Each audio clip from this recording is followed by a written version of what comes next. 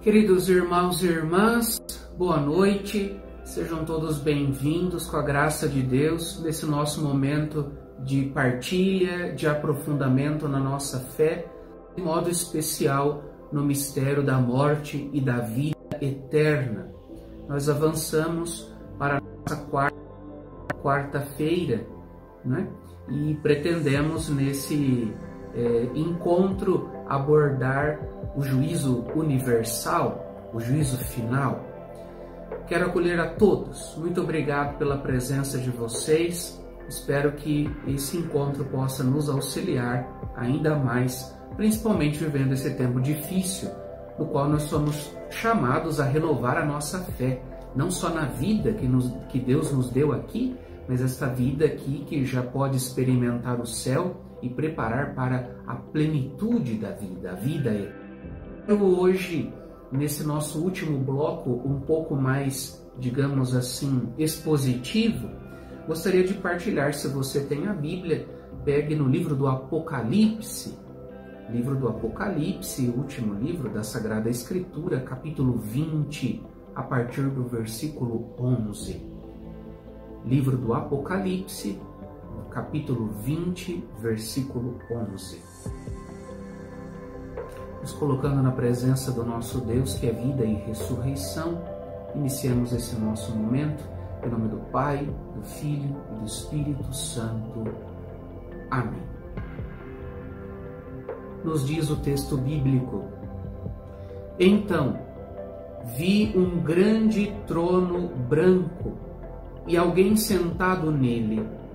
A terra e o céu fugiram de sua presença e não houve lugar para eles.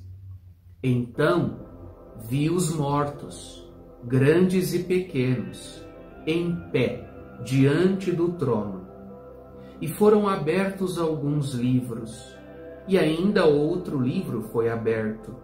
Era o livro da vida.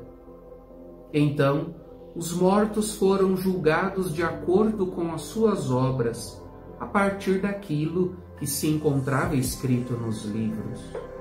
O mar devolveu os mortos que nele estavam. A morte e a morada dos mortos fizeram a mesma coisa, e todos foram julgados conforme as obras que haviam realizado. Então, a morte e a morada dos mortos foram jogados no lago de fogo. Esta é a segunda morte, e quem não tinha um nome escrito no livro da vida também foi jogado no lago de fogo. Glória ao Pai, ao Filho e ao Espírito Santo. Amém. Queridos irmãos e irmãs, esta que ilumina o último momento da nossa reflexão e da nossa partilha, que consiste na escatologia ou no juízo coletivo ou universal. No nosso último encontro, nós falávamos do juízo a partir da morte, não é? Quando se morre, vai-se para diante de Deus. E diante de Deus, as possibilidades do céu, do purgatório e do inferno. Fazíamos essa reflexão. E dizíamos que no juízo particular é preciso entender o tempo intermediário, como são estados de vida, e nessa compreensão há, de certo modo, uma espera ainda, porque que foi sentenciado para mim, ou seja, para o céu diante de Deus, para o tempo de purificação que é porta para o céu, e não tem nada a ver com o inferno, como nós dizíamos, e a sentença do inferno. São estados de vida individual, não é? Ou melhor, que brota do juízo individual. No céu, a alegria dos santos, a alegria da presença de Deus. Na igreja padecente do purgatório, esse tempo de purificação. E o inferno como um isolamento total. Então isso é o que acontece com a pessoa, essa é a nossa fé. E agora, se existe esse tempo intermediário nestas três realidades que nós estudamos, estamos partilhando, da nossa fé cristã e católica, é esperado o juízo final. Esse texto bíblico que nós ouvimos, a visão que se teve é do juízo final, inclusive uma expressão interessante, porque fala que em determinado momento a morte e a morada no fogo, ou seja, destruídas de uma vez por todas. E ali cada um foi julgado segundo as suas obras.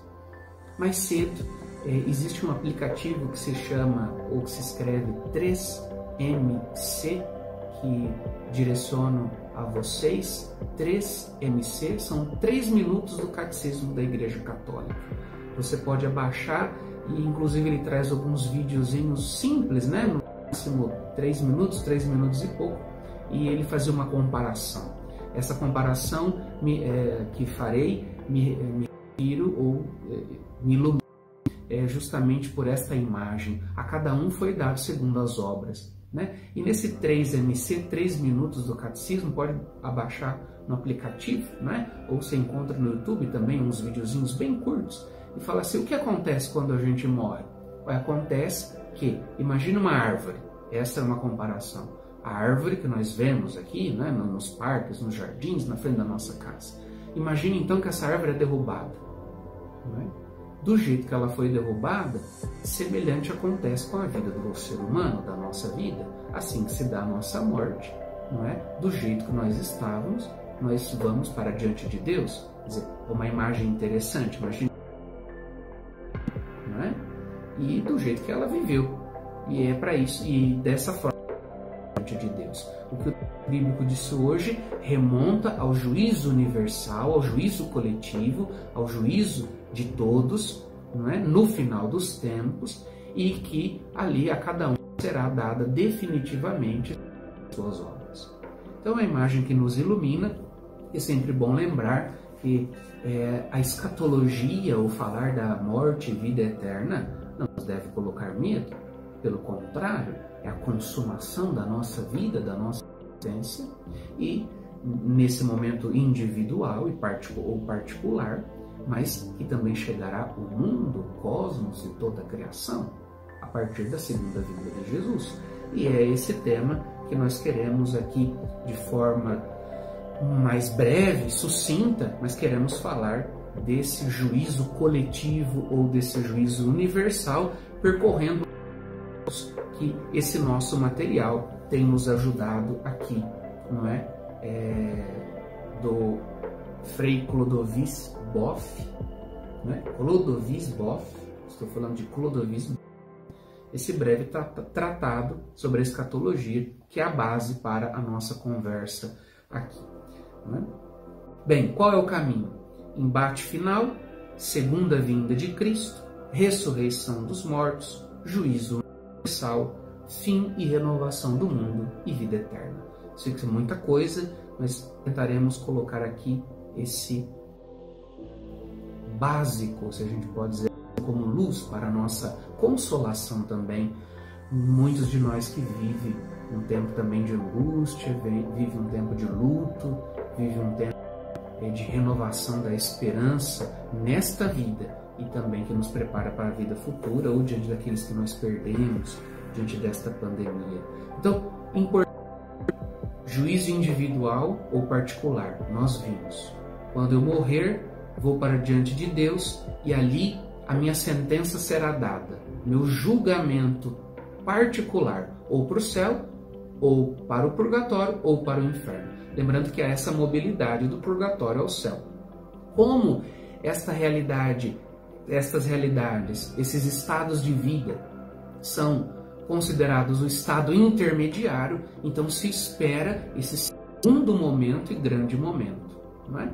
Então gostaria de, por exemplo, aquilo que o autor chama de embate final. Então é importante que, tendo a estado intermediário e assim contra o tudo já, ou seja, morreu, ressuscitou, quer dizer, esta coisa a gente escuta muito, morreu, ressuscitou. Não, morreu, foi para diante de Deus. De Deus o julgamento individual, para o céu, para o purgatório ou para o inferno. Também é preciso lembrar, diante disso e contra este tudo já na hora da morte, que não há coincidência entre o fim da minha vida e o fim do mundo.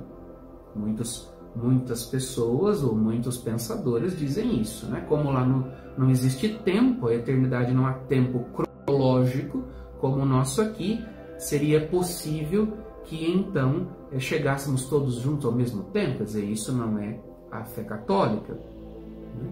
Então nós falamos desses processos agora coletivos. Né? Bom, sobre o embate final, com base na Sagrada Escritura, não está previsto uma evolução serena, nos diz o autor. Isso significa o quê? Mas é um combate permanente. Lembra que São Paulo apóstolo, no fim da sua vida, diz: combati o bom combate? Então, o que significa esse embate? A vida traz esses embates para perseverarmos no caminho da vida e do discipulado com o ressuscitado, não é? Mas irá convergir num último combate, uma luta árdua contra o poder das trevas, que já perpassa a história universal de toda a humanidade e que já foi iniciada. Os textos bíblicos, que apontam este embate apocalíptico final, não é? E nós entramos agora nas questões coletivas e não mais nas questões particulares.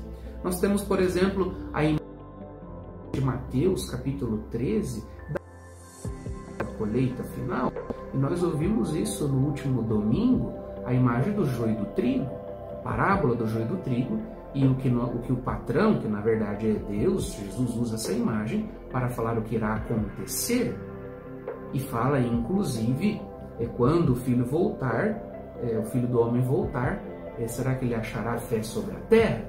Então nós temos a imagem do joio e do trigo, da ceifa final, e uma possibilidade que nós encontramos em Lucas, capítulo 18, versículo 8, da apostasia, com essa pergunta: quando o Filho do Homem voltar, encontrará fé sobre a terra? Será que a fé cristã que nos cristifica, que conduz a nossa vida de verdade?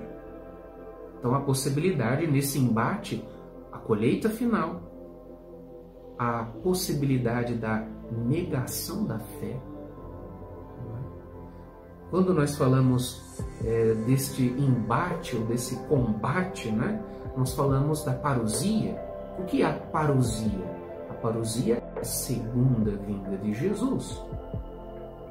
E, segundo os textos bíblicos, antes da segunda vinda de Jesus acontecerá a grande apostasia, ou seja, a grande negação da fé cristã. Só que isso a gente não sabe quando vai acontecer. Esse embate, ou esse embate que nos prepara para o combate, o embate final, ele vai acontecendo.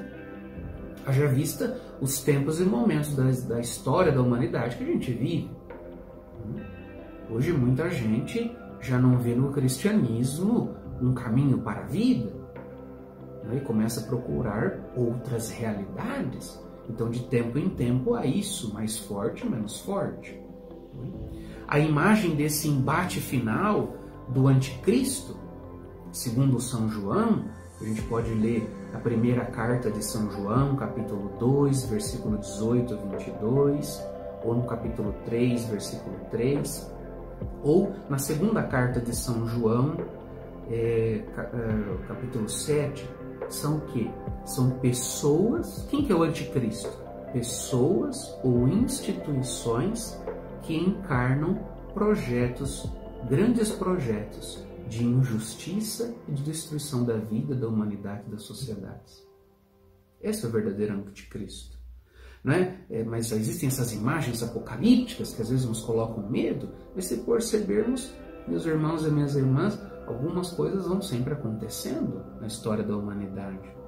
A imagem da besta fera do Apocalipse, ou do pseudo-profeta. O que é pseudo? Pseudo é falso, do falso profeta, que depois são derrotados no combate final, Se a gente ver, lemos agora o capítulo 20 do Apocalipse, lermos o capítulo 19, isso estará lá, sendo o último, o combate, o grande dia de Deus, não é? E que irá derrotar a besta fera ou o pseudo-profeta. Quer dizer, são imagens daquilo que vai contra o projeto de Deus, né? Porque a criação e a humanidade tende para a consumação. Repito, Deus nos criou não para nos destruir, mas para levar à plenitude a vida aquilo que Ele quis de nós. No entanto, essas imagens às vezes nos colocam medo.